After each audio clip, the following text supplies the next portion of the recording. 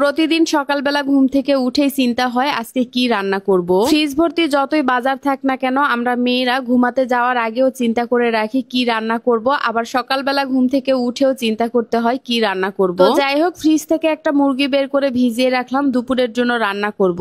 সকালের জন্য খিচুড়ি রান্না করেছিলাম, সাথে আলুর ভর্তা বানিয়েছিলাম, তো সেগুলো দিয়ে আমরা সকালের খাবার খেয়েছি। নতুন বাসায় ওঠার পরে আমি কিন্তু একেবারে গ্রামের বউদের মতো হয়েছি। গ্রামের বউয়েরা সাধারণত মুরগি হাঁস পালন করে, সকালবেলা ঘুম থেকে উঠেই তাদের ডিউটি থাকে মুরগি হাঁসগুলোকে খাবার দেওয়া। আমিও শখ করে বেলকনিতে 4টা মুরগি পালন করেছি। মুরগিগুলো একেবারে ছোট ছোট এনেছিলাম, তো সেগুলো বড় হয়ে গেছে। একেবারে 0 বাচ্চা এনেছিলাম, ভেবেছিলাম হয়তো বাঁচবেই না, কিন্তু সেগুলো কত বড় হয়েছে। নিজে হাতে এভাবে হাঁস মুরগি পালন করে খাওয়ার আনন্দটাই আসলে আলাদা। এবার আর বাজার থেকে মুরগি কিনতে হবে না, আমার পালন করা মুরগিগুলোই খাওয়া হবে। বাসায় কোনো মেহমান আসলেও আর চিন্তা নাই, খাসা থেকে একটা মুরগি ধরতে পারবো। তো যাই হোক, এখন দুপুরের জন্য রান্না বসিয়ে দিব। ভিজিয়ে রাখা মুরগিটা কেটে ভালোভাবে ধুয়ে নিয়েছি। এবার একে একে সব মশলাগুলো দিয়ে দিচ্ছি। আজকে সব মশলাগুলো দিয়ে হাতে মেখে মুরগির মাংস রান্না করব। এই মশলাগুলো কিন্তু আমার নিজে হাতে তৈরি করা। আমি আমার রান্নাতে আমার তৈরি করা মশলাগুলোই ব্যবহার করি। অনেক আপুরাই জিজ্ঞেস করেন আপু মশলার কালার গুলো কেমন হবে এবং মশলাগুলো একেবারে পিওর কিনা।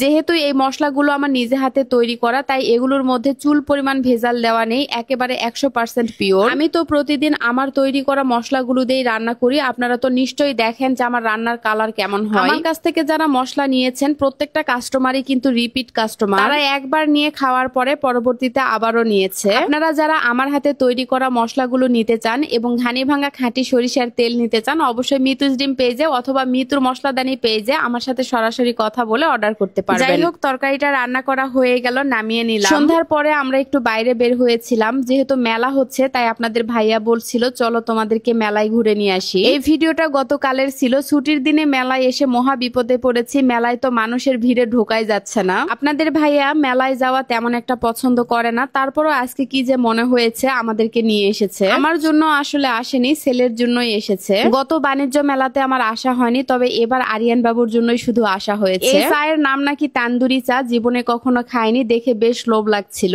1 কাপ চায়ের দাম 50 টাকা, উপরে চকলেট দেওয়ার কারণে খেতে ভীষণ মজার ছিল। মেলায় আসা মানে হুদাই একটা খরচ, যেটাতে হাত দিবেন সেইটারই দাম বেশি, সেটা হোক খাবার কিংবা অন্যান্য জিনিস। মেলার মধ্যে তো অনেকক্ষণ থেকে ঘোরাঘুরি করলাম, এখনো কোনো জিনিসই কিনতে পারিনি। আরিয়ান বাবু তো একটার পরে একটা বায়না ধরেই আছে। মেলায় আসলে বাচ্চাদের আনন্দের কোনো সীমা থাকে না। আমি তো এখনো কিছু নিতেই পারিনি। এখানে এসে একজোড়া চুড়ি পছন্দ হয়েছিল, বাসায় পরে থাকার জন্য চুড়িগুলো নিতে চেয়েছিলাম, কিন্তু মনে হচ্ছে রং থাকবে না। মেলাতে আসলে তো যেটা দেখি সেইটাই নিতে ইচ্ছে করে, তবে আমার কাছে মনে হয় মেলায় এসে কোনো কিছু কেনাকাটা করা একেবারেই বোকামি। যাই হোক, অনেকক্ষণ থেকে মেলায় ঘোরাঘুরি করলাম, তো এখন বের হয়ে যাব। বের হয়ে যাওয়ার আগে কিছু আচার নিয়ে নিলাম। এখানে 100 টাকার আচার নিয়েছি, সবগুলো মিক্সড করে দিয়েছে। আচারগুলো খেতে বেশ ভালোই ছিল, তবে বাড়িতে তৈরি করা আচারের মতো স্বাদ না। যাই হোক, আজকের মতো এখানেই বিদায় নিচ্ছি। সবাই ভালো থাকবেন, সুস্থ থাকবেন, আর ভিডিওটা ভালো লাগলে অবশ্যই শেয়ার করবেন। আল্লাহ হাফেজ, টাটা।